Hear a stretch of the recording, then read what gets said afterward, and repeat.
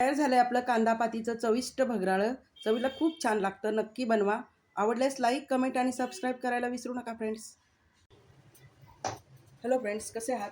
आज आपण बनवूया कांदा पातीचं भगराळं. कांदा पातीचं भगराळं बनवण्यासाठी इकडे मी एक जुडी छोटी कांदा पात धुवून घेतलेली आहे आणि कट करून घेतली आहे.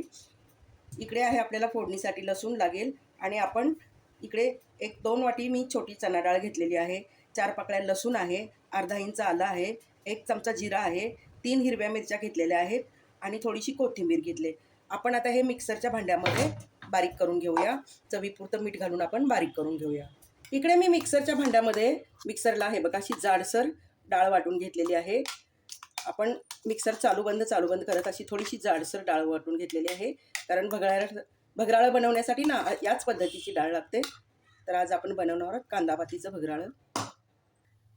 इकडे कढईमध्ये तेल गरम झालेलं आहे. सगळ्यात पहिल्यांदा आपण मोहरी घालूया अर्धा चमचा छोटा जिरं घालूया, हिंग घालूया अर्धा चमचा आणि आत्ता घालते मी ठेचलेला लसूण थोडासा जास्त घ्यायचा, लसणामुळे चव छान लागते. आत्ता घालूया हळद आणि मिक्सरमध्ये दळून घेतलेलं भगराळ्याचं मिश्रण घालूया, डाळीचं मिश्रण.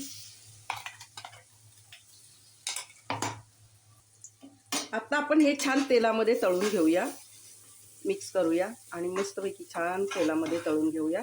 त्यामुळं काय होतं, भगराळ्याची डाळ आहे ना ती सुट्टी सुट्टी होते. तर आपण मस्तपैकी छान तळून घेऊया. सारखं हलवत राहायचं, करपवू द्यायचं नाही. डाळ भाजूनच घेऊया. 1 मिनिटासाठी झाकण ठेवूया आणि आपण छान शिजवून घेऊया. इकडे डाळ शिजून तयार झाले. आता आपण घालूया कांद्याची पात. कांद्याच्या पातीला पण आपण धुवून घेतले ना आणि त्याच्यामध्ये पाणी असतं, त्यामुळे एक्स्ट्रा पाणी घालायची गरज नाही.